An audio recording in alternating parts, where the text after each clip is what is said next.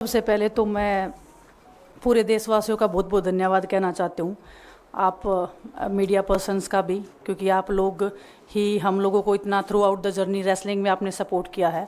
तो मैं उम्मीद करती हूँ कि मैं आपकी उम्मीदों पे खरा उतरूँ बिल्कुल। और कांग्रेस पार्टी का मैं बहुत बहुत धन्यवाद करती हूँ, क्योंकि जब बोलते हैं ना कि बुरे टाइम में पता लगता है कि अपना कौन है। जब हम रोड पे घसीटे जा रहे थे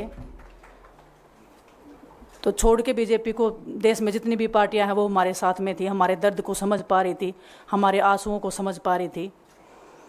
मैं बहुत प्राउड फील कर रही हूँ कि मैं एक ऐसी पार्टी में, एक ऐसी विचारधारा में हूँ जो महिलाओं के साथ हो रहा अन्याय और उनके साथ बुरे बर्ताव के खिलाफ खड़ी है। वो लड़ाई लड़ने के तैयार है, सड़क से लेकर संसद तक। और मैं विश्वास दिलाती हूँ पूरे देशवासियों को कि जो मेहनत, जो लगन से हमने रेसलिंग में काम किया है, हम चाहते हैं कि देश के हर एक नागरिक को जो दर्द, जो तकलीफ़ हमने झेली है, खासकर महिलाओं के लिए, हर एक उस महिला के साथ में हम खड़े हैं जो अपने आप को लाचार, अपने आप को बेबस समझती है। रेसलिंग में मैंने पूरा कोशिश किया कि मैं जितनी भी महिलाओं को, छोटी बच्चियों को इंस्पायर कर सकती हूँ। मैं चाहती तो मैं जंतर मंतर पे रेसलिंग छोड़ सकती थी, और सभी लोग भी मान रहे थे, पूरा देश इस चीज़ को विश्वास कर रहा था, क्योंकि बीजेपी आईटी सेल ने उस चीज़ को साबित करने की कोशिश की थी कि हम चले हुए कारतूस हैं, हम ख़त्म हो गए हैं, हम पॉलिटिक्स कर रहे हैं। उन्होंने बोला मैं नेशनल नहीं खेलना चाहती, मैंने नेशनल चैम्पियनशिप खेला। उन्होंने बोला ये ट्रायल्स दे के नहीं जाना चाहते, मैंने ट्रायल्स भी दिया। उन्होंने बोला कि ओलंपिक्स लेवल तक नहीं जाना चाहते, मैं ओलंपिक्स में गई, मैं फाइनल्स में गई। अनफॉर्चुनेटली परमात्मा को कोई और चीज़ मंजूर होगी। एक चीज़ मुझे पता है कि जब मेहनत आप करते हो तो ज़रूरी नहीं कि आपको उसी दिशा में मिले, कई बार दूसरी चीज़ों में भी आपको वो फल मिल जाता है।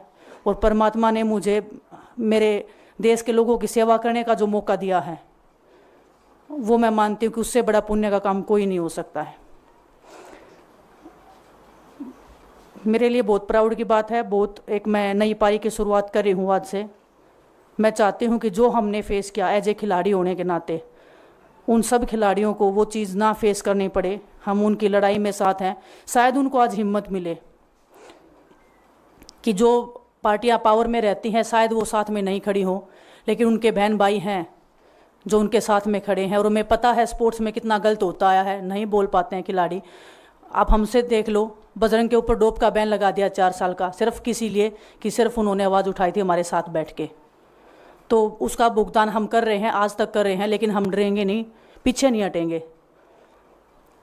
जो लड़ाई थी वो जारी है, ख़त्म नहीं हुई है।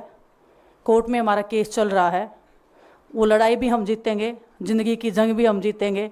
खेल में जैसे हमने कभी हार नहीं मानी है, तो हम इस नए प्लेटफॉर्म पे जो आ रहे हैं, देश की सेवा का भाव, और सिर्फ बोलने तक सीमित नहीं रहेगा ये। हम दिल से हमने खेल किया है और दिल से हम ये काम करेंगे, जी जान से मेहनत करेंगे, अपने लोगों के बीच में रहेंगे। जो भी हम अपने लोगों का भला कर सकते हैं, चाहे कितना ही % हमारे हाथ में होगा, वो हम करने की कोशिश करेंगे।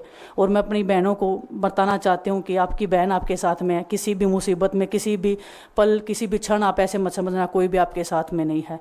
जब कोई नहीं खड़ा होगा तो मैं आपके साथ में ज़रूर खड़ी रहूँगी, कांग्रेस पार्टी आपके साथ में ज़रूर खड़ी रहेगी। ये हमने फील किया था, और मैं वादे से कह सकती हूँ, दावे से कह सकती हूँ कि बिल्कुल आपके साथ भी खड़े रहेंगे। बहुत बहुत धन्यवाद आप सबका। धन्यवाद।